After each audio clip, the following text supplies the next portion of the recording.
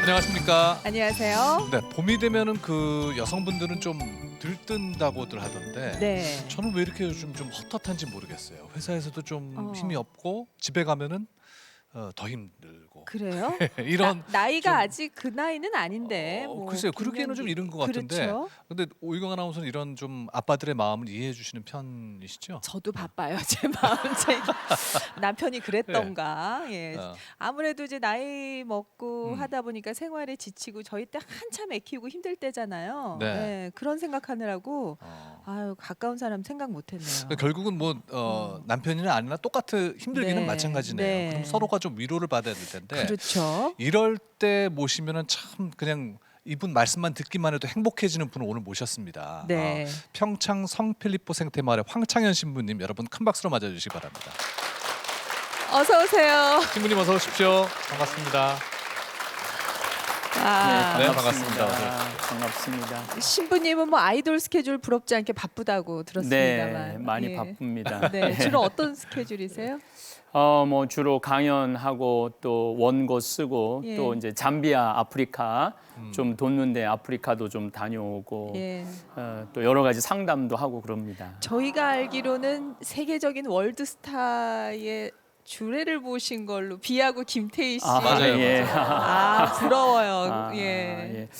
그 두 분이 너무 순수하고 예쁘게 이렇게 예. 사랑하고 또 무엇보다도 아주 소박하게 결혼 성당에서 한다고 그러길래 신부로서 정말로 축복해 줄 수 있는 영광도 안았죠. 네. 그나저나 저는 신부님 건강이 어떠신지 한때 좀 안 좋으셨잖아요. 예, 제가 뭐 오래전 얘기지만은 위암이 좀 있었는데 작년에 이제 검사를 해보니까 완전하게 이제 암세포는 없다고. 어머, 축하드려요. 그래서 그런지 지난번 뵀을 때보다 훨씬 좋아 네, 보이시죠. 한 3kg 쪘습니다. 네.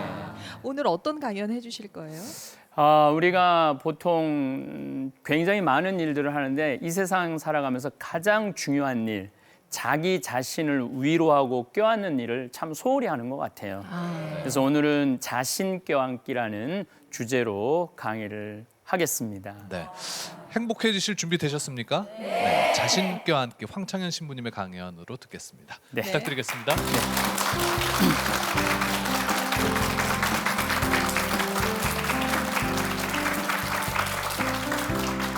안녕하십니까?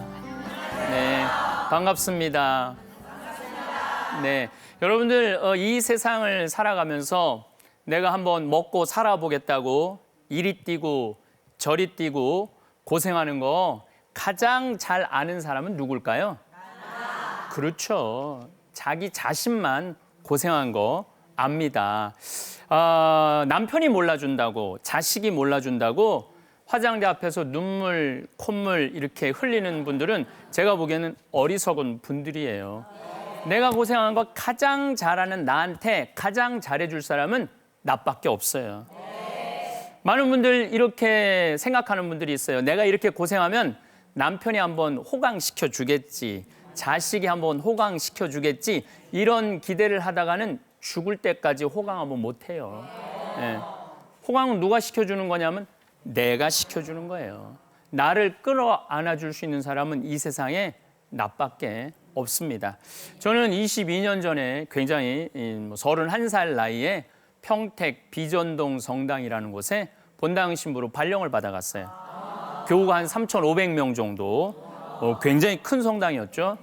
아주 재미나게 사목을 하는데 2년 지났는데 주교님께서 그 진살이라고 지금 평택 안성 인터체인지 옆에 성당을 분가하라는 거예요. 한 200명 정도 되는 성당을 뭐 명령이 떨어졌으니까 순명해야 돼서 제가 이렇게 땅을 보러 다녔는데 그 평택 평야가 쫙 내려다 보이는데 땅이 3,200평이 나왔어요. 네. 돈은 하나도 없고 그래서 어른 신부님한테 최고 선배 신부님한테 가서 나 성당 분가해야 되는데 돈 좀 꿔줘라. 그랬더니 이분이 한 번도 주저하지 않으시고 오늘 그분 돌아가셨는데 새벽에 그분 꿈을 꿨어요, 제가. 예. 참 고마운 분이죠.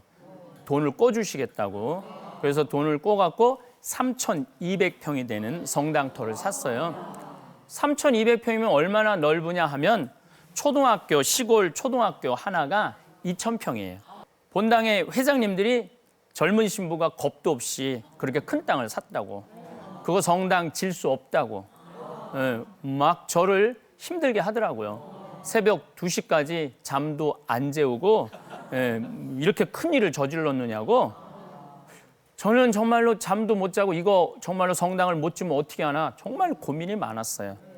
그런데 어쨌든 이제 등기를 다 끝내고 1년이 지났는데 그 성당 터가 16만 원 주고 샀는데 35만 원으로 뛴 거예요. 그래갖고 이제 800평을 팔아서 돈을 갚고 그리고도 땅이 2,400평이 남은 거죠. 그래갖고 이제 성당을 분가해주고 또 성당 지을 수 있는 돈까지 다 제가 200명밖에 안 되니까. 그리고 이제 세월이 20년이 흘렀는데 그 주변에 아파트가 다 들어왔어요. 20년 만에. 근데 성당 통해가 무슨 초등학교보다 크니까 거기다가 주차장도 걱정하지 않고 또 뭐 너무 공원같이 꾸며놔갖고 아파트 사람들도 와서 다 쉬고 교우들이 이제 한 2,000명 정도 됐다고 그러더라고요. 그런데 지금 내 후임자고 지금 그 성당에 다니는 교우들이고 내가 그렇게 고생해서 성당터 산 거 아무도 몰라. 누구만 알아? 나만 알아, 나만. 여러분들 아파트 한 채 살 때 여러분들 얼마나 고생해요. 먹고 싶은 거, 쓰고 싶은 거, 다니고 싶은 거 안 하고 정말로 한번 그거 아파트 하나 사보려고 그 고생을 해갖고 그 아파트 딱 샀을 때 기분 어때요? 근데 그거 고생한 거 누구만 알아? 나만 알아. 그럼 누가 잘해줘야 돼? 내가 잘해줘야 돼요. 저는 경기 평택 안성 인터체인지 지날 때 그 우뚝 솟아있는 성당을 보면서 항상 저한테 이렇게 말합니다. 창현아, 너 정말로 기특하다. 너 정말 20년 전에 네가 그렇게 넓은 터를 마련해놨고 수많은 사람들이 이렇게 쉴 수 있는 공간을 만들어주고 기도할 수 있는 공간을 만들어줬으니까 너 기특하다. 저는 저 자신을 잘 껴안아줘요. 그래서 작년 12월 6일 날 제가 이선희 콘서트를 갔어요. 제가 이선희 씨 굉장히 좋아하거든요. 평창에서는 서울 오나 대전 오나 똑같거든요. 그래서 이제 보니까 대전에 콘서트가 있더라고요. 근데 큰 체육관에서 하는데 중간에 표를 끊었는데도 표값이 얼마냐면 15만 원이야. 근데 누구 돈으로 끊었을 것 같아요? 내 돈으로 끊었어. 나는 남이 잘해줄 때까지 기다리지 않아요. 저는 저한테 잘 해줍니다. 제가 그 BBC라는 프로그램, 백만장자라는 프로그램을 봤는데 굉장히 감동적이에요. 내용이 뭐냐면은 백만장자가 허름한 옷을 입고 빈민가에 가서 봉사활동 하는 거예요. 그 봉사활동 하는 사람들하고 함께. 근데 무료 급식소에 가갖고 봉사활동을 하는데 일주일 동안 봉사활동을 해보니까 무료 급식소 운영하는 사람이 너무너무 힘들게 그 빈민가들, 노숙자들을 위해서 밥을 제공을 해주는 거예요. 일주일을 살고 이 백만장자가 그 무료 급식소 운영하는 그 담당자한테 이 편지 봉투를 2개를 줘요. 첫 번째는 1년 동안 무료 급식할 수 있는 돈을 줘요. 두 번째 봉투가 첫 번째 봉투 받았을 때는 이 무료 봉사자가 막 박수치고 좋아했는데 두 번째 봉투 받았을 때는 이 사람이 눈물을 펑펑 쏟았어요. 두 번째 봉투는 뭐였느냐 하면 이 사람 3개월 동안 여행 갈 수 있는 호텔, 비행기 표 이것을 넣어준 거예요. 근데 그 편지 내용이 기가 막혀요. 내가 당신 보니까 어려운 사람 도와준다고 이 사람들 먹을 거 해준다고 3년 동안 하루도 안 쉬고 휴가 한 번 안 갔는데 이제 본인한테도 잘해줘라. 그래갖고 그 본인 3개월 휴가비를 주니까 이 사람이 그걸 받고 눈물을 펑펑 흘리는 거예요. 여기 있는 분들도 아마 그런 분들 많을 거예요. 가족 위해서 주위 사람들 위해서 희생은 하지만 정작 자기한테는 한 번도 휴가를 보내준 적이 없는 분들 많을 거예요. 그러니까 남편이 자식이 어느 날 갑자기 봉투 하나 주면서 여보, 당신 정말로 나를 위해서 우리 가족을 위해서 애 많이 썼으니까 3개월 동안 당신 휴가 갔다 와. 봉투 딱 주면 여러분 울 것 같아 안 울 것 같아요? 펑펑 울 거예요. 결국은 우리가 이 인생을 살면서 내가 외로운 게 있어요. 또 나를 몰라줄 때 고통스러운 게 있어요.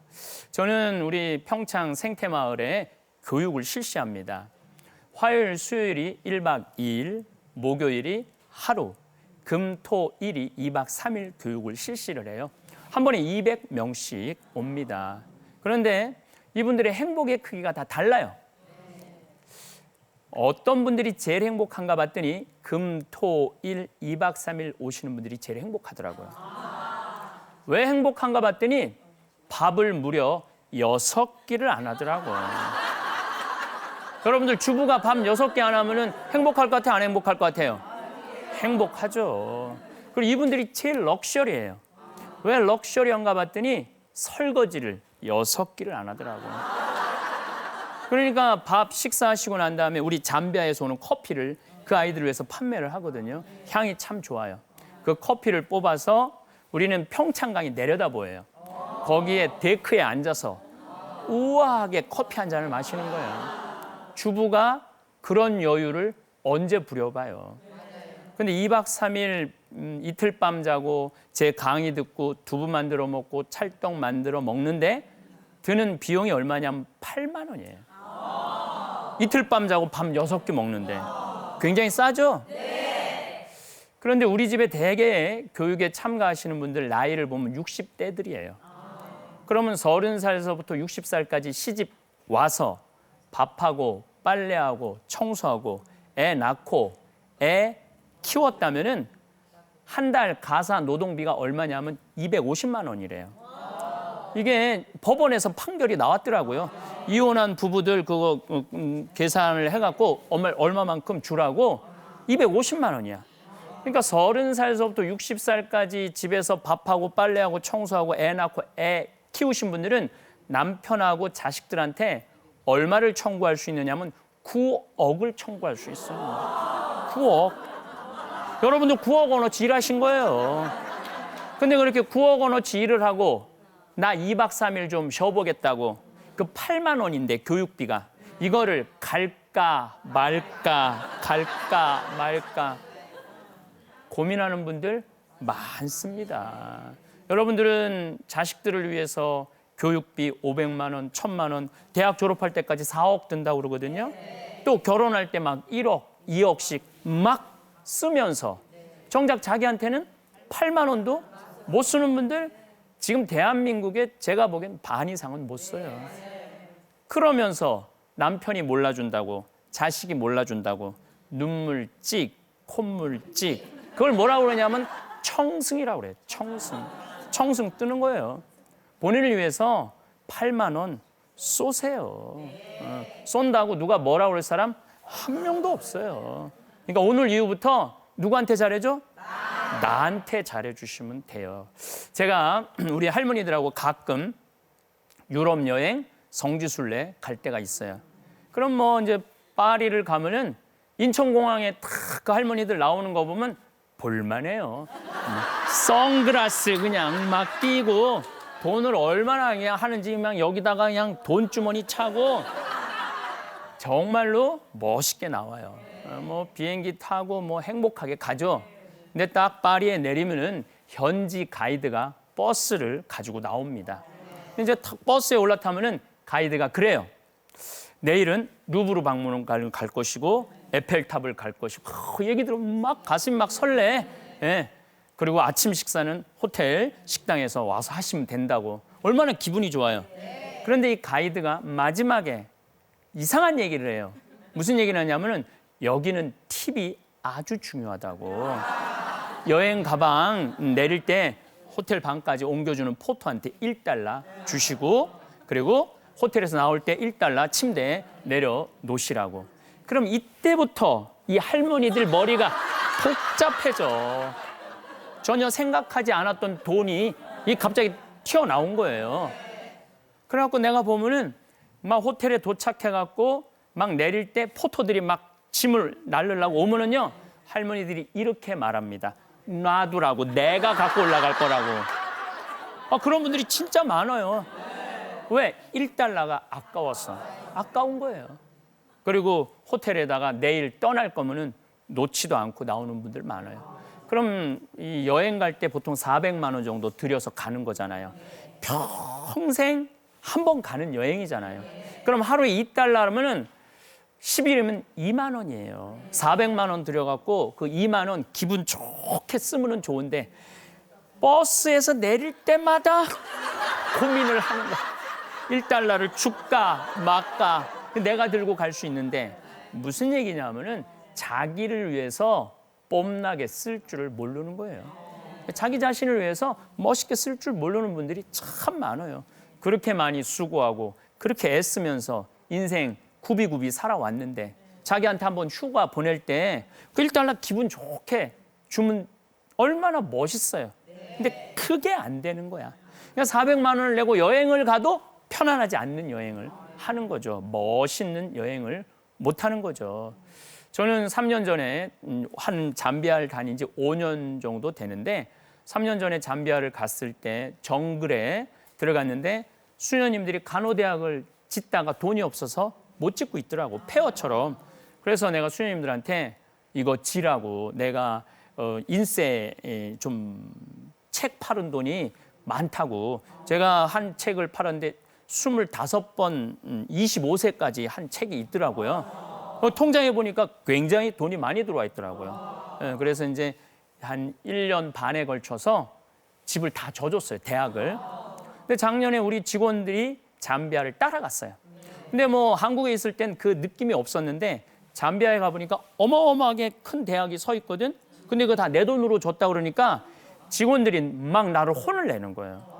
신부님도 은퇴해서 돈 필요하다고. 이렇게 지금 다 써버리면은 신부님 늙어서 어떻게 하려고 돈을 다 써버리냐고. 지금이야 이렇게 강의도 많이 요청하고 책 원고 비도 나오고 뭐 인쇄도 나오고 그러는데 늙으면 아무도 찾아오는 사람 없는데 그때 돈 필요한데 이렇게 다 써버리면 어떻게 하느냐고 저를 혼을 내더라고요. 근데 저는 만약에 내가 70에 은퇴를 했는데 돈이 한 푼도 없으면은 저는 어떻게 할 거냐면은 그냥 사제관에 가만히 앉아 있을 거예요.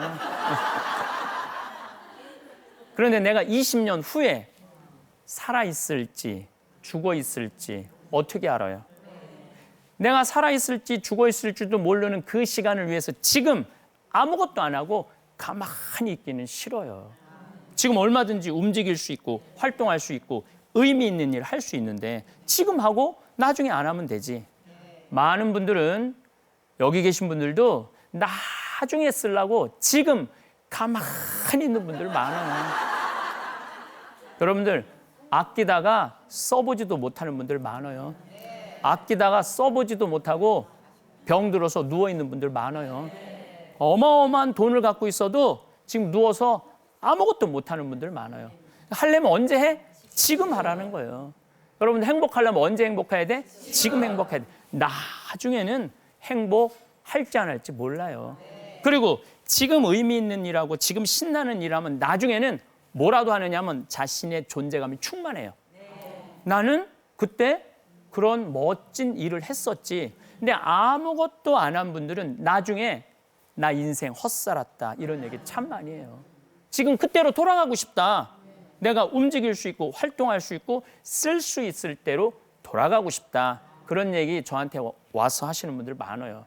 제가 왜 이런 말씀을 드리느냐 하면은 우리 평창에 마지막에 암에 걸려서 저를 찾아오는 분들이 참 많아요. 근데 이분들의 공통적인 얘기가 그거예요. 신부님, 저 시집 와서 시동생 업어 키웠어요. 학비 다 대주고 결혼해주고 살림 다 내줬어요. 내가 정말 다 쓰러져가는 이 집 일으켜 세웠어요. 근데 내가 70이 돼갖고 암이 걸렸는데 찾아오는 사람이 한 명도 없어요. 그렇게 내가 다 해줬는데 고마워하는 동생, 친척 아무도 없어요. 내가 고생하고 희생한 거 알아주는 사람 하나도 없어요. 그런데 지금 자기 인생을 돌아보니 자기한테 너무 함부로 대했다는 거예요. 한 번도 두 다리 쭉 뻗고 편히 쉬어본 적도 없고 한 번 여행 다녀본 적도 없고 평생 고생만 하다가 병들어 죽는다는 거예요. 그러면서 저한테 어떤 분은 저한테 이런 얘기를 하더라고요. 신부님, 마지막 기말고사 성적표를 받았는데 빵점이에요. 빵점이에요. 무슨 얘기냐면 70인생을 살았는데 자기 인생 성적표를 받았는데 자식도 남편도 다 자기를 몰라보더래요. 그러니까 성적 받은 게 하나도 없다는 거예요. 그러니까 결국은 누구한테 잘해줘야 돼? 나한테 잘해줘야 돼요. 내가 똑바로 서야지 남을 세워줄 수 있는 거예요. 내가 똑바로 서야지. 내가 행복해야지 남도 행복하게 해줄 수 있는 거예요. 내가 불행한데 남을 행복하게 해줄 수가 없죠. 저는 이렇게 강의 나올 때나 또 이제 오늘은 여러분들한테 강의하지만은 보통 한 500명, 1000명한테 강의할 때 참 많아요. 그럼 꼭 거울을 확인을 해요.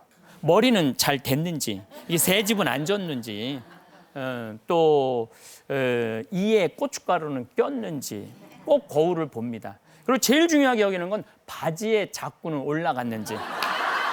이거 가장 마지막에 확인하는 거예요. 왜냐하면 내가 바지에 자꾸가 내려가면은 내 강의를 듣는 분들은 눈은 내 바지에 와 있고 머리는 딴 데가 있어. 뭐라 그러냐면 저 신부님 저거 바지에 자꾸 내려갔는데 저거 어떻게 하면 좋은가. 내가 아무리 좋은 얘기를 해도 귀에 안 들어와요. 무슨 얘기냐면 남 앞에 나설 때 내 자신을 점검하는 건 참 중요한 일이에요. 자기 자신을 점검하지 않으면은 실수를 하게 돼 있어요. 실수를. 제가 한 번은 어느 기관에 강의를 갔는데 2년 만에 제가 강의를 가게 됐어요. 보통 제가 강의가 1년이 차고 보통 2년, 올해도 이제 강의가 끝나고 내년 이제 강의를 받고 있거든요. 그러니까 이제 2년 만에 제가 이제 그 기관에 강의를 가게 됐어요. 딱 갔는데 나를 마중 나오신 분이 딱 내가 한눈에 알아봤어요. 나를 어마어마하게 기다린 거를. 왜 한눈에 알아봤느냐면은 얼굴에 화장을 어마어마하게 했어. 이 마스카라를 얼마나 말아 올렸는지 눈이 막 뒤집어지려고 그래. 여기다 분을 얼마나 발랐는지. 근데 이분이 루즈도 굉장히 진하게 발랐어요. 루즈도 굉장히 진하게 발랐는데 바빴는지 이 선을 잘못 그려갖고 여기 살짝 올라왔어. 내가 2시 강의였는데 30분 전에 도착해서 커피를 같이 마시는데 30분 동안 대화한 게 생각이 하나도 안 나요. 말할 때마다 이게 보이는 거야. 말할 때마다. 그분이 화장을 다 하고 나올 때 거울을 한 번만 봤다면, 자기 자신을 한 번만 점검했다면 나한테 그런 인상을 주지 않았을 텐데. 실수죠. 자기 자신을 점검하지 않은 거. 여러분들도 인생을 살아가면서 정말 중요한 건 뭐냐면 남 앞에 나설 때 내 자신을 점검해야 되는 거예요.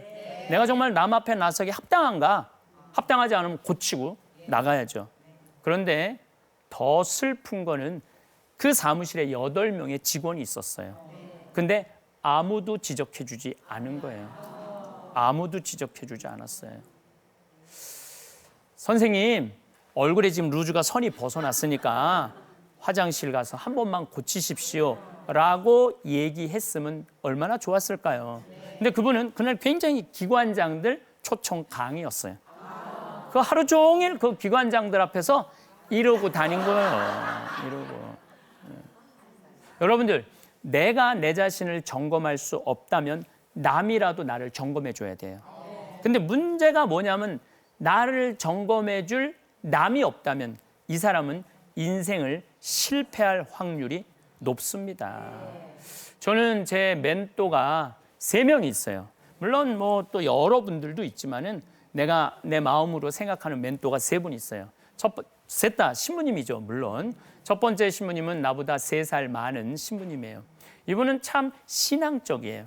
지금도 안산 생명센터에서 세월호 유가족들을 위로하면서 살고 있어요. 여러분들 세월호에서 우리 꽃 같은 아이들이 249명이 죽었죠?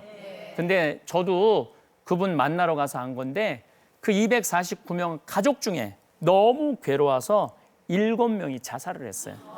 7명이. 그러니까 한 명이라도 위로하고 보호해야 된다고 거기 그 속에 지금 안산에 가서 와동에서 지금 그분들 상담 치료도 하고 미술 치료도 하고 위로도 이렇게 그 미술 치료를 이렇게 보니까 1년 만에 색깔이 보이더래요. 1년 동안 온 세상이 회색이었대요, 그분들은. 근데 조금씩 그 위로하시는 그 신부님인데, 그분하고 얘기를 하면은 예수님 말 듣는 것 같아요. 참 좋아요, 신앙적으로. 근데 한 번은 그분이 우리 사제관에 평창에 오시더니, 제가 이제 안방에서 주무시게 했죠. 우리 손님이니까. 안방에서 주무시게 했더니 내 옷장을 딱 열어보더니, 제가 이렇게 강의 다닌다고 양복이 많아요. 한 12벌 정도 돼요, 양복이.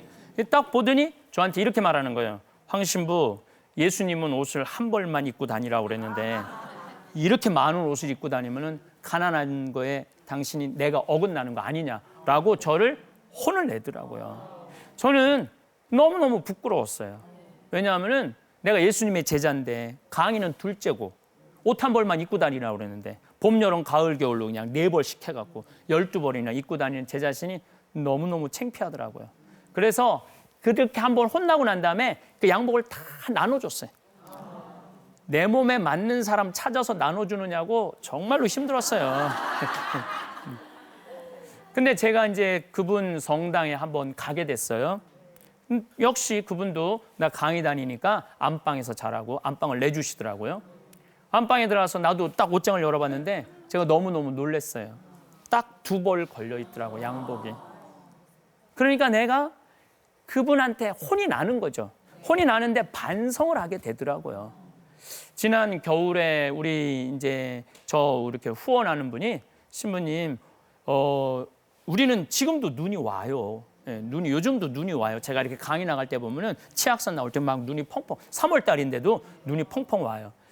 그러니까 이제 저 후원하는 분이, 신부님 추우니까 겨울 잠바 하나, 오리털 뭐 거위털 이런 거, 그런 거 선물하겠다고 잠바를 하나 선물하더라고요. 근데 밤에 받았는데, 신부님 그거 그거 보증서 버리지 마세요. 그래서 왜? 그랬더니 이거 수리할 때 그게 필요하다는 거예요.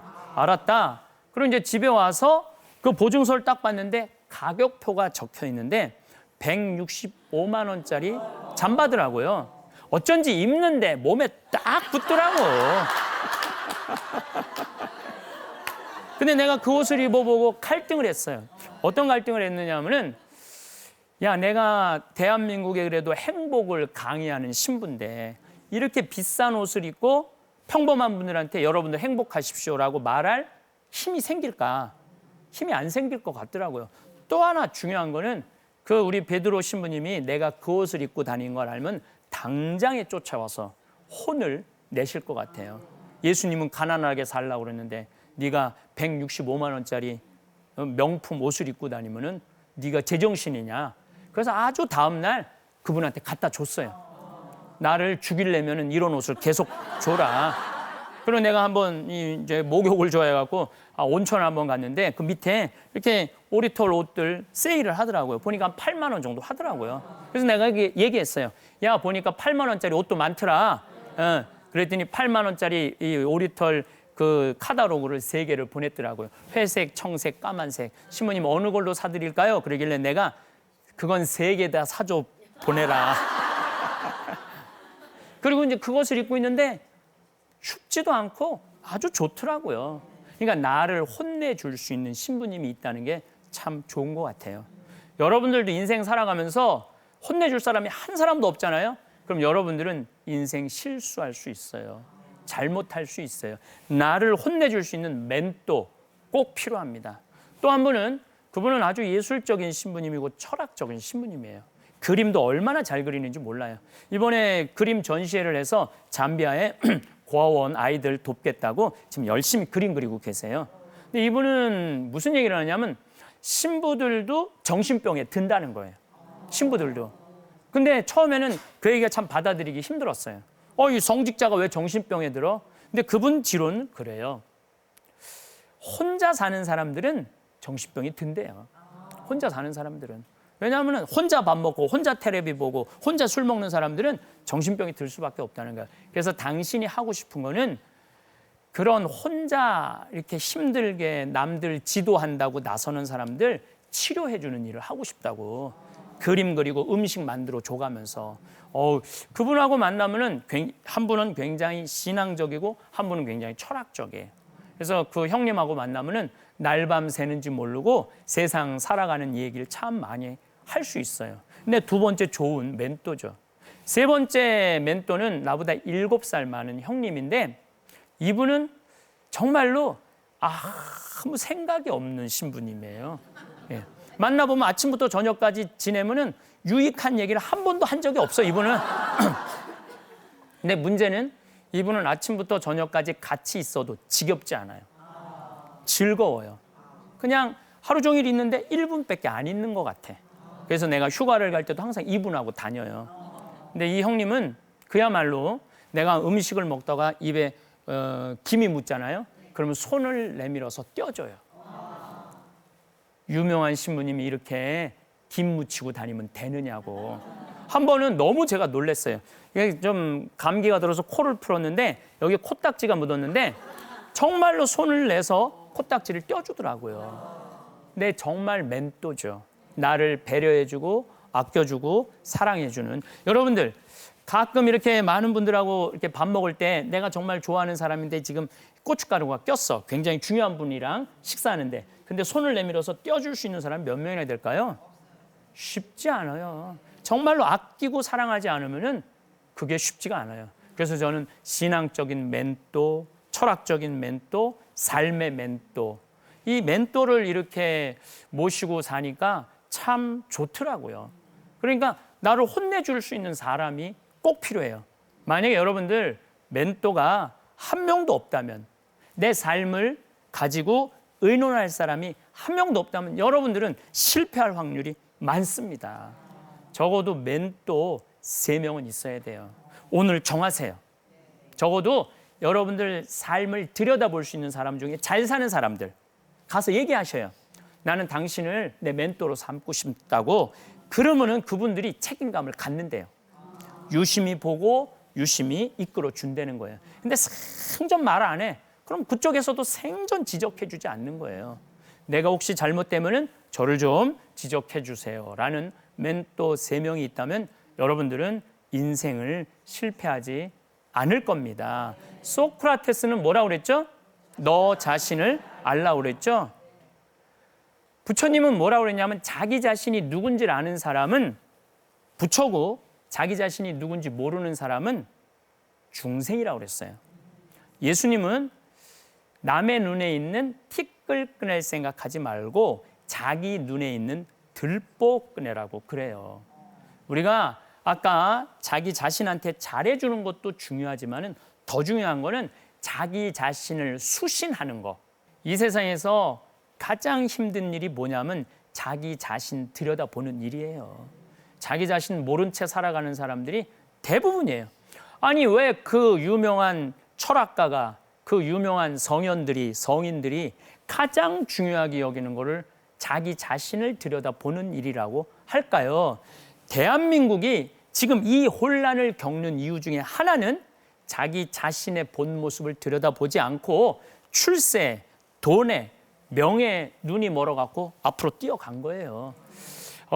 예수님이 이런 말을 합니다. 온 세상을 얻는다 하더라도 자기 목숨을 잃는다면 소용이 없다. 지금 우리 감옥에 가 있는 분들 대부분이 온 세상 얻은 분들 아니에요? 정말로 그 기가 막힌 자리에서 호령하던 분들 아니에요? 근데 그분들 지금 어디 가 있어요? 감옥에 가 있죠?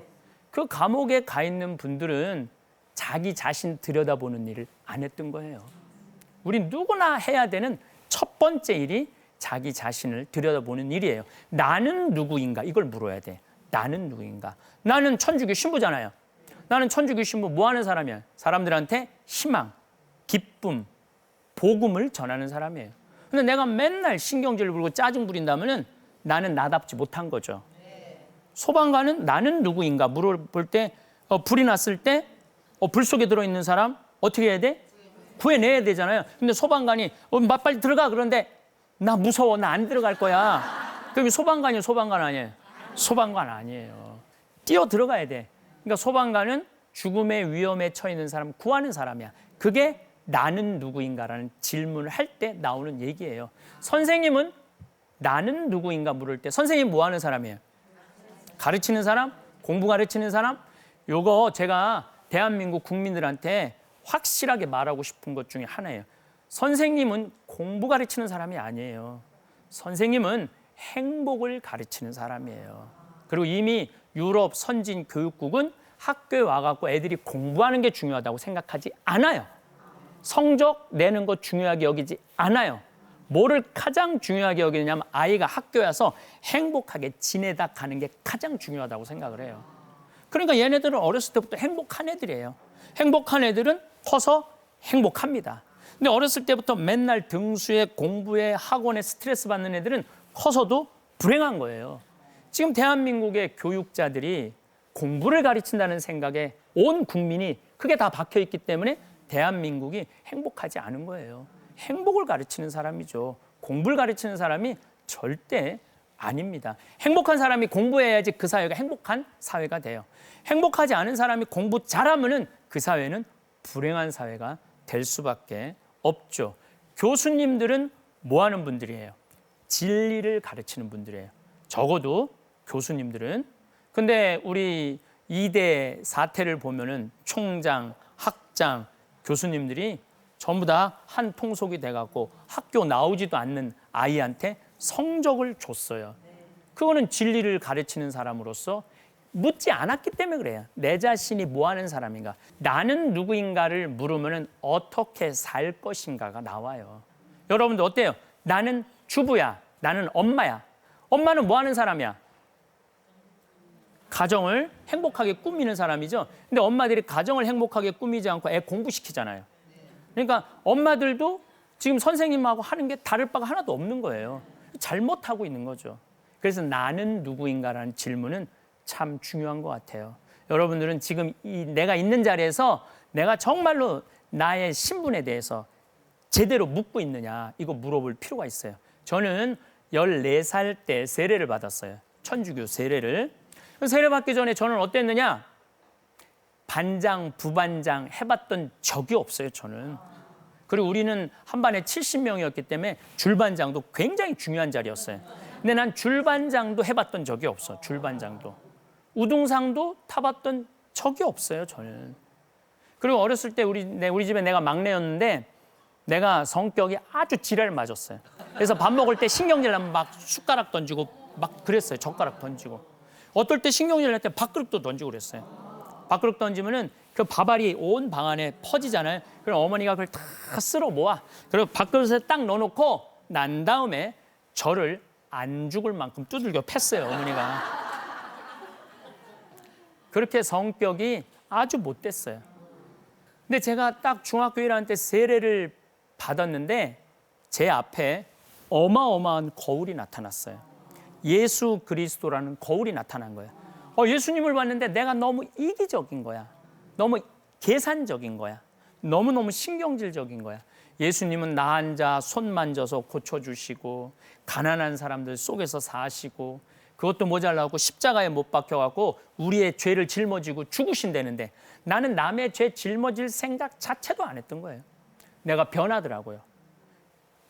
내 거울이 어떠냐에 따라서 인생은 변합니다. 여러분들 거울이 뭔 줄 잘 생각해 보셔야 돼요. 그리고 전 15살에 사제가 되기로 결심을 해요. 그야말로 공자님 말씀대로 지우학한 거죠. 사제가 되기로 뜻을 세운 거죠. 공부를 하기로. 고뇌하게 되더라고요. 내가 과연 사제가 되기에 합당한가? 제일 고뇌했던 게 뭐냐면 혼자 사는 거, 여자 없이 사는 거, 독신으로 사는 거. 이게 제일 힘들더라고요. 또 무슨 생각을 했냐면 어렸을 때 성격은 못됐지만 부모님 모시고 효도하고 싶었어요. 그래서 맨날 어렸을 때 뭐라 그러냐면 어머니 내가 도라모통 같은 색시 얻어서 효도할 테니까 걱정하지 말라고 맨날 그랬어요. 그리고 내가 초등학교 때 봐둔 여자도 있었어요.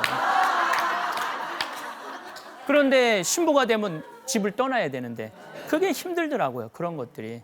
그리고 딱 신학교 들어갔는데 그 신학교 들어가기 전까지는 내가 세상에서 제일 똑똑한 줄 알았어요. 여러분들 자녀들 중에 이런 애들이 있어요. 우등상도 못하고 반장, 부반장도 못하는 애들이 말하면 세상에서 자기가 제일 똑똑해. 자기가 다 알아서 한대. 내가 딱 그런 애였어요. 신학교 딱 들어갔는데 서양 철학을 배우는데 소크라테스, 플라톤, 아리스토텔레스, 칸트를 배우는데 내가 아는 게 하나도 없더라고요. 내가 정말로 무식하더라고요. 제가 많은 분들 보면 이렇게 말하는 분들이 있어요. 나는 딱 보면 알아. 뭘 딱 보면 알아. 공부 하나 하지 않고 딱 보면 알아요. 우리 공부해야 돼요. 공자님은 뭐라 그래요? 배우고 익히니 또한 기쁘지 아니한가, 이 말씀도 하셨지만은 아침에 도를 들으면 저녁에 죽어도 좋다고 그랬어요. 그리고 공자님은 마지막까지, 공자님 한 번도 학교를 다니신 적이 없어요. 근데 그렇게 위대한 스승이 된 이유는 끝까지 공부하기를 게을리하지 않았다는 거예요. 그래서 우리가 인생을 살아가면서 자기를 껴안는 첫째 방법은 뭐냐면 공부하는 거예요. 그리고 제가 20대 때 가장 큰 선물 중에 하나는 뭐냐면은, 내가 신학교 들어가 보니까 내가 세상에서 제일 잘났는 줄 알았더니 나보다 잘난 사람이 너무 많은 거예요. 신학교에. 서울 법대, 서울 공대, 서울 사대, 우리 그때 경기도 전체 수석에 뭐 정말로 잘난 애들이 너무 많더라고요. 여러분들 인생을 살면서 가장 힘든 일이 뭐냐면, 어려운 사람 도와주는 거는 하나도 안 힘들어요. 인생을 살면서 가장 힘든 건 뭐냐면 나보다 잘난 인간 인정하는 거예요. 그게 얼마나 어려운 건 줄 아세요? 나보다 잘난 사람 인정하지 못하기 때문에 시기하고 질투하고 모함하는 거예요. 잘났으면 잘난 대로 인정하면은 시기, 모함, 질투할 필요가 없잖아요. 아, 세상에는 나보다 잘난 사람이 많구나. 그걸 인정하고 나니까 두 가지 선물을 받게 되더라고요. 하나는 마음의 평화. 시기, 질투, 모함을 안 하니까 평화롭잖아요. 또 하나는 자유롭더라고요. 남을 인정한다는 건 곧 나를 인정하는 거예요. 그러니까 나 생긴 그대로 인정하고 나니까 편안하더라고요. 내가 가진 게 3개밖에 없는데 10개 흉내 내려고 그러면 7개는 과부하가 걸리는 거예요. 나는 그냥 3개치만 가지고 살아요. 아니, 못 받은 거를 어떻게 달라고 그래요. 그냥 내가 가지고 있는 것만 다듬기도 사실은 세상 바쁘더라고요. 그래서 30살에 내가 이립을 했어요. 신부님이 됐어, 30살에. 근데 내 인생에 지워버리고 싶은 나이는 30대예요. 이때처럼 내가 실수를 많이 한 적이 없어요. 내가 막 강의하는데 핸드폰이 울리잖아요. 가만히 있지 않았어요. 이때는 원칙 철저하게 따졌었죠. 막 핸드폰이 울리면은 무식하게 남들 방해되게 핸드폰도 안 꺼놨다고. 응. 그리고 내가 미사 때 막 거양성체라고 예수님 들어올리는 예식이 있어요. 그때 막 핸드폰이 울리잖아요. 그럼 딱 내려놓고 한바탕 해요. 일주일에 한번 기도 한번 해보겠다는데 핸드폰도 안 꺼놨다고. 근데 미사가 끝났는데 자매님이 와서, 신부님 죄송하다는 거예요. 우리 남편 핸드폰이라는 거예요. 아니, 남편 핸드폰인데 왜 당신이 오냐? 남편이 발이 없냐? 입이 없냐? 남편이 와서 사과해야 될 거 아니냐? 그랬더니 이 부인이 하는 말이, 신부님 우리 남편은 청각 장애자라는 거예요. 이걸 진동을 해놨는데 풀린 거야. 그러니까 자기도 모르고 남편도 아내도 몰랐던 거야. 그래서 신부님 미사 방해해서 너무너무 죄송하다고. 내가 이 이야기를 들은 이후부터 지금까지 내 강의에 핸드폰 울려도 한 번도 신경질을 부린 적이 없어. 또 우리 지금 지난번 부관장 신부님 얘기는 자기도 핸드폰 울리면은 신경질 안 부린대요. 왜냐하면 아버지하고 같이 미사 참여를 이렇게 무릎을 꿇고 신학생 때 하는데, 신부님이 이렇게 예수님 몸을 딱 들어 올리는데 아버지 핸드폰 소리가 있대요.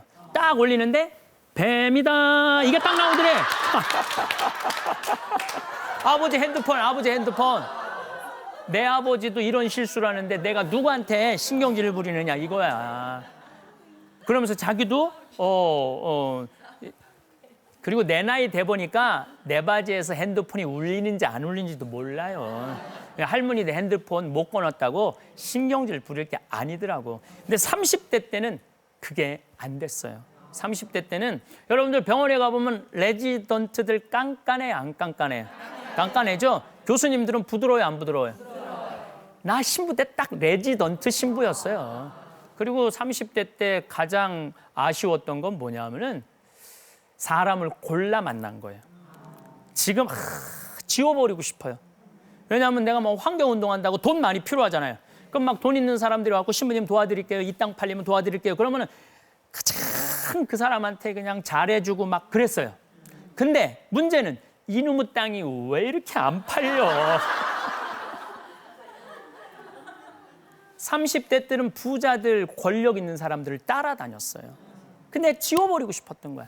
근데 40대 돼 보니까 신부들의 진정한 협조자는 평범한 할머니들이더라고.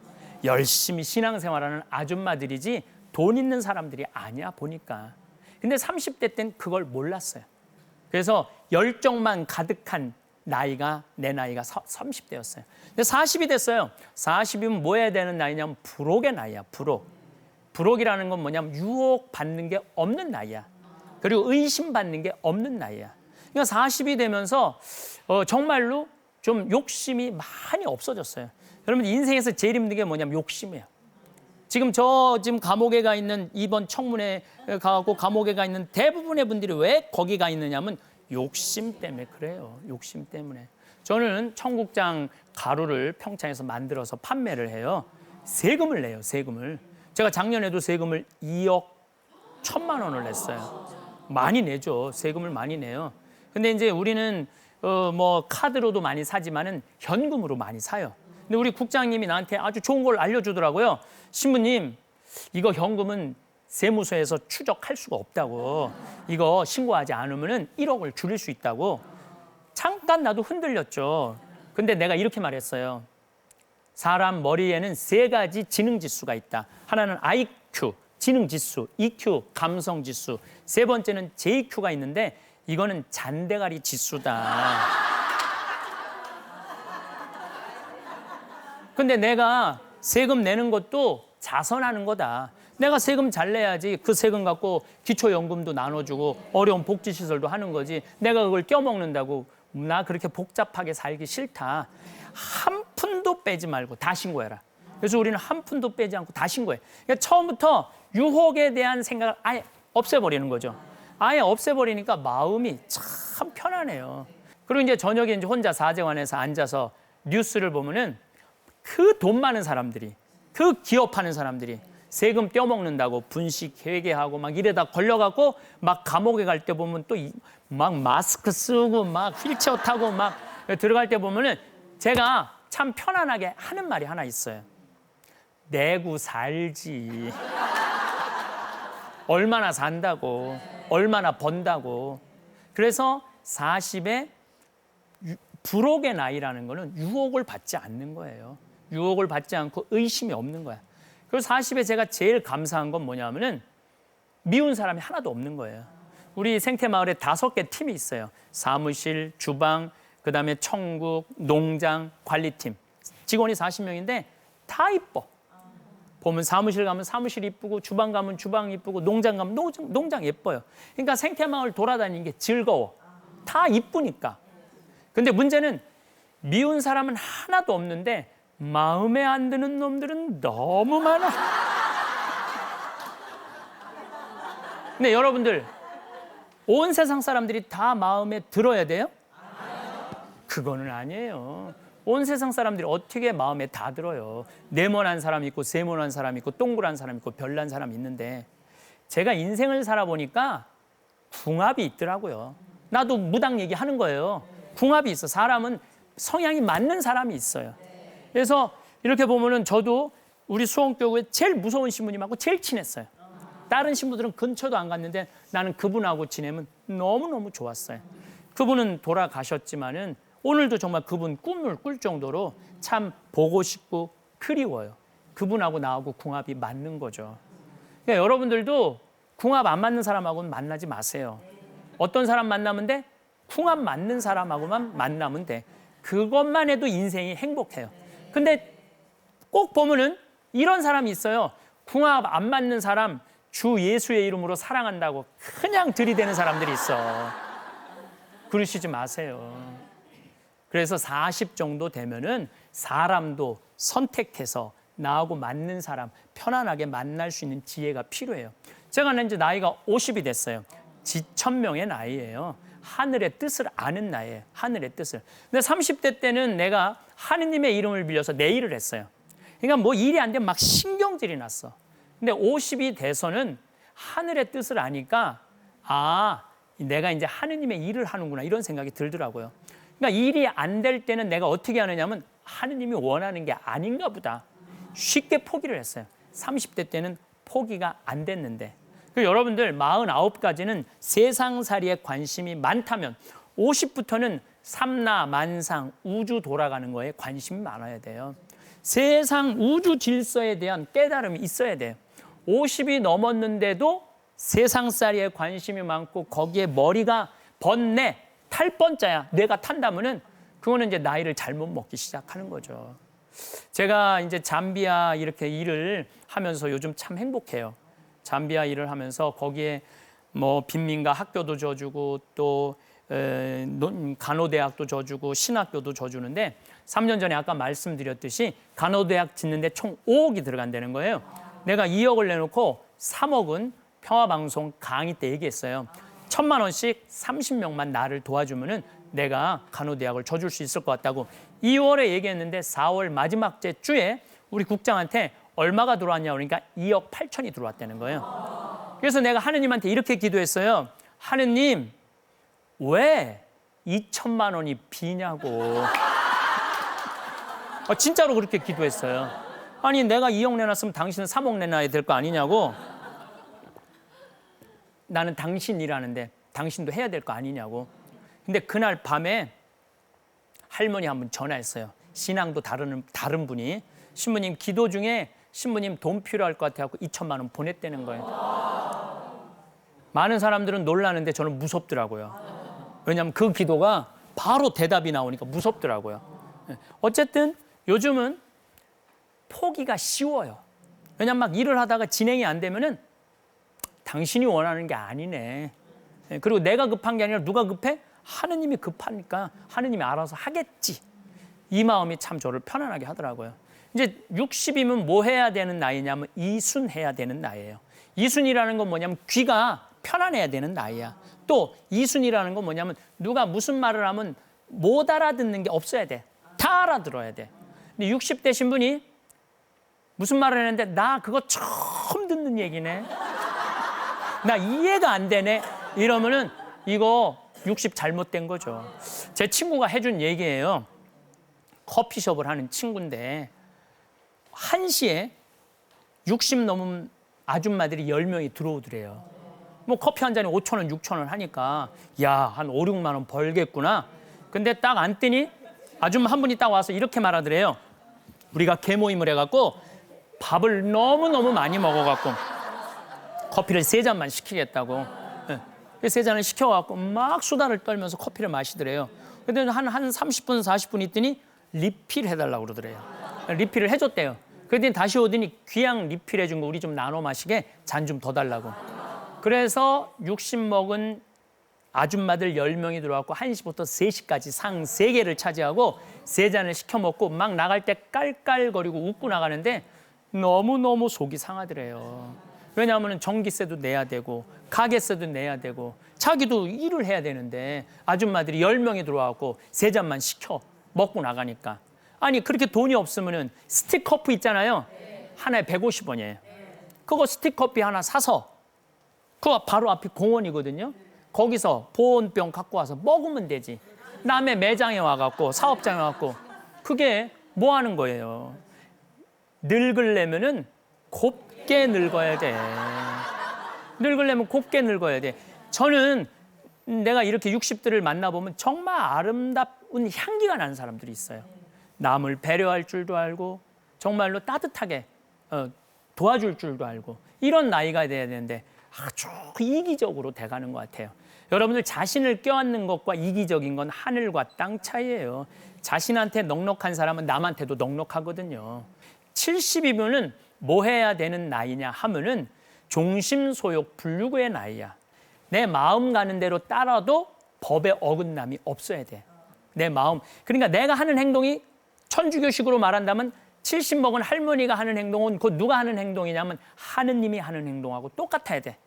근데 70 먹은 할머니들 보면 막 잔치집에 가보면은 막 부친 게 맛있다고 꼬쟁이에 싸갖고 막 그 집이 음식이 남거나 말거나 싸가는 분들 참 많아요. 점점 이기적으로 되는 거죠. 제가 왜 60이 돼갖고 자기 자신을 수신해야 되느냐고 이야기를 하느냐 하면은 지금 60 되신 분들 앞으로 몇 년 더 살아야 되느냐 하면은 60년 더 살아야 돼요. 근데 60 되신 분들이 수신 안 된 분들이 자기 자신을 다스리지 못하는 분들이 60년을 더 살면은 그 사회는 망하는 거예요. 그 사회는 망하는 거예요. 그러니까 60대신 분들이 수신된 분들이 살면은 그 사회는 건강해지는 거예요. 근데 수신 안 된 분들이 살면은 그 사회는 망할 수밖에 없어요. 그래서 70 종심소욕 불르고 내가 하는 게 곧 어긋남이 없어야 돼, 법도에. 근데 공자님이 73까지 살다가 돌아가셨어. 천지가 80 넘게 사는데 지금 방송 보는 분들 80 넘은 분들 많은 거예요. 어떻게 하라고 80 넘은 사람은 어떻게 하라고 70까지만 얘기하고 돌아가셨어요. 그래서 내가 생각해 봤어. 80 넘은 분들은 뭐 해야 되느냐? 생생지심의 나이야. 생명, 살아있음에 대해서 감사해야 되는 나이예요. 근데 80 넘은 우리 할머니들 보면은 입만 열면 뭐라고 그러냐면은 늙으면 죽어야 돼. 사는 게 지겨워. 세상 살아보니까 믿을 놈 한 놈도 없어. 이렇게 말하면 잘못 산 거죠.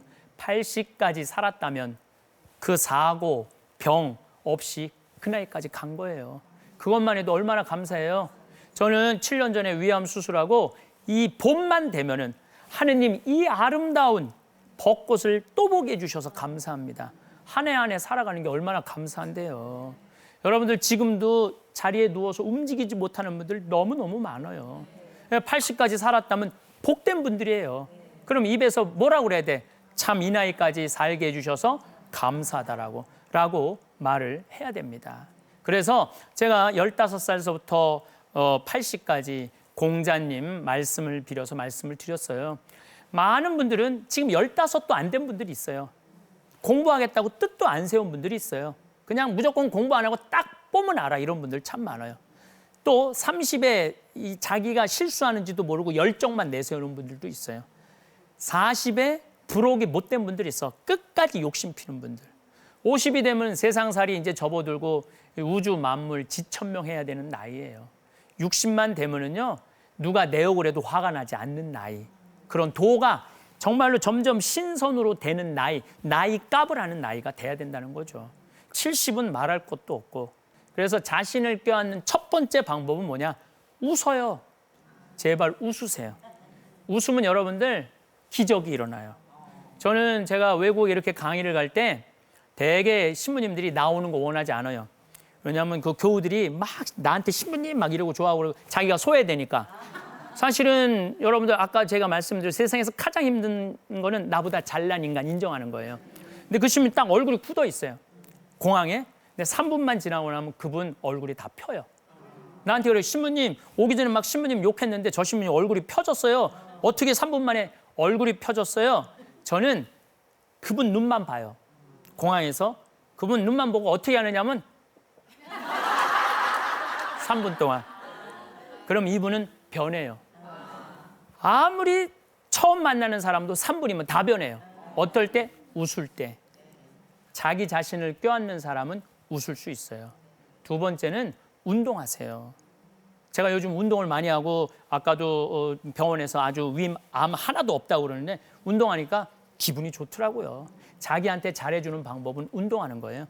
세 번째는 이벤트를 좀 해주세요. 자기한테. 너 60년 동안 애썼으니까 이번에 봄에 경주 거기 온천도 좋으니까 2박 3일 내가 너한테 휴가 보내줄게. 딱 본인이 끊어. 휴가 딱 해갖고 본인이 갔다 오세요. 조금 더 쓰려면은 너 이번에 유럽 여행 산토리니 갔다 와. 끊어줘. 본인이 갔다 와. 남편하고 자식이 잘해줄 때까지 기다리다가는 죽을 때까지 호강 한번 못하고 죽는 분들 많습니다. 제가 맨 마지막으로 부탁드리는 거는 어려운 이웃한테 잘해주세요. 어려운 이웃한테 잘해줄 때 뭐가 올라가냐면 자존감이 올라가요. 근데 돈을 아무리 많이 모아도 어려운 이웃한테 도와주지 않는 사람은 자존감이 올라가지 않아요. 제가 저한테 아프리카 도와주라고 200억을 봉헌한 할머니가 있어요. 근데 이분이 80 이전까지 재산을 600억을 날렸대요. 재판으로. 그런데 마지막 남은 200억을 봉헌하고 나서 자기 인생에는 언제 행복하기 시작했느냐면 80부터 행복하기 시작했대. 200억을 어려운 사람을 도와주고부터. 그러니까 대한민국이 지금 충분히 행복할 수 있어요. 근데 뭐가 문제냐면 가지고 있는 사람이 나누지 않기 때문에.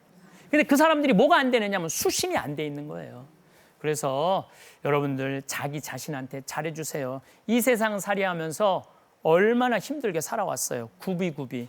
그러니까 자기를 꼭 껴안는 그런 여러분들 되시기를 바라겠습니다. 감사합니다. 네, 강의 잘 들었습니다. 아, 또 궁금한 점이 있으시면 질문해 주시죠. 어떤 부분부터 해주실까요? 네, 결국 내가 행복해야 가정도 행복하다고 말씀하셨는데요. 하지만 누군가 이렇게 좀 더 희생을 해야 가족 모두가 행복할 수 있잖아요. 그래서 모두가 자신만의 행복만 추구한다면 네. 이기적인 사회가 되지 네. 않을까요? 네, 이제 이게 단순한 질문이 아니라 어마어마한 질문을 지금 하셨어요. 과연 그 신앙인의 문제도 있고 대한민국의 육아적인 윤리 문제도 있어요. 남을 위해서 희생해야 된다라고 이렇게 그래야지 우리 사회가 건강해진다고 그러는데 제가 우리 집에 마지막 단계 이제 상담 오시는 분들의 똑같은 얘기가 그거예요. 신부님, 내가 헛살았다는 얘기는 뭐냐면은 남을 위해서 희생하다 보니 그 사람들도 건강해지지 않더라는 거예요. 그 사람들도. 그러니까 공짜로 받으니까 감사한 줄 모르는 거죠. 자기는 온 목숨을 다해서 했는데 그 사람들은 당연하게 받아들이더라는 거죠. 그러니까 일단은 내가 완전하게 서야 돼. 내가 완전하게 쓴 사람이 남을 잘해줄 때 그게 건강하지 나중에 후회와 회한이 되기 싫으면은 자기한테 잘해줘야 돼요. 사실 인생이 후회 없이 산다는 게 참 어려운데 신부님은 혹시 가장 후회스러운 일이 있다면 무엇이 있는지 되게 궁금합니다. 항상 제가 후회하는 게 이놈의 입. 왜냐면 말을 많이 하는 사람이잖아요. 말을 많이 하는 사람이니까 1년에 뭐 자주는 아니더라도 실수할 때가 있어요. 며칠 전에도 어떤 아주 봉사 열심히 하는 젊은 친구하고 밥을 먹는데 그냥 텔레비전을 보면서 나는 요즘 판사들 정말로 마음에 안 든다고 그랬더니 그 친구가 이런 말을 하는 거예요. 신부님 그래도 요즘 판사들 정당 아주 남 눈치 안 보고 아주 소신껏 재판하는 사람들 많다고 나 그런 사람 본 적이 없다고. 그런데 그 친구가 신부님 우리 마누라가 판사인데 소심판 나를 도와주는 사람인데 판사인지 몰랐던 거예요 제가. 이놈의 입을 다스리지 못할 때가 제일 후회될 때가 많아요. 황창현 신부님께 다시 한번 큰 박수 보내주시죠. 감사합니다. 고맙습니다. 자, 함께해 주신 분께 드리는 선물 소개해드리겠습니다. 표정 있는 가구 에몬스에서 백화점 상품권, 뒤척임 없는 편안함 나이트 세라피 침대에서 백화점 상품권, 금성 출판사 푸르넥 공부방에서 백화점 상품권, 친환경 도자기 젠에서 백화점 상품권, 감성 인테리어의 시작 예림 도어 샤시에서 백화점 상품권, 취업사관학교 경동대학교에서 백화점 상품권 드리겠습니다. 내일 금요일 이 시간에는 생생토크 당신의 선택으로 찾아오겠습니다. 감사합니다. 고맙습니다.